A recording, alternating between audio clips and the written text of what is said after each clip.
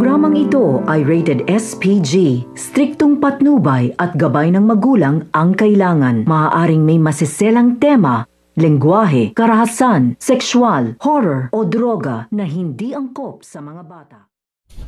So ito nga si Mokang ay excited na nga ito sa kanyang nalalapit na debut at hindi nga dito mawala sa kanyang isipan ng kanyang isusuot na damit, lalo na ngayon ay nagpresenta na nga dito ito nga kanyang crush na magiging escort nga daw niya dito nga daw sa kanyang debut. Kaya sa pag-uwi nga dito nga ni Mokang ay masasalubong nga niya dito nga sa Divisoria ito nga kanyang kaibigan na ito nga si Kitty. Kaya nga ito nga si Kitty ay yayayain nga niya ito nga si Mokang na tumingin na nga daw sila ng kanyang dress na gagamitin dito nga daw sa kanyang debut. Pero ito nga si Mokang ay sinasabi nga niya dito nga kay Chiki na wala pa nga daw siya ditong pera upang ipambili nga daw ng kanyang dress na gagamitin dito nga daw sa kanyang debut. Kaya nga ito nga si Chiki ay hindi nga daw ito problema dahil siya na nga daw dito ang bahala. Kaya tuwan-tuwa nga dito ito nga si Mokang dahil makakatingin na nga sila dito ng dress na kanyang gagamitin o isusuot dito nga daw sa kanyang debut. So pakakaabangan nga natin dito ang pamimili nito nga ni Chiki at ito nga ni Mokang sa susuotin nga damit nito nga ni Mokang.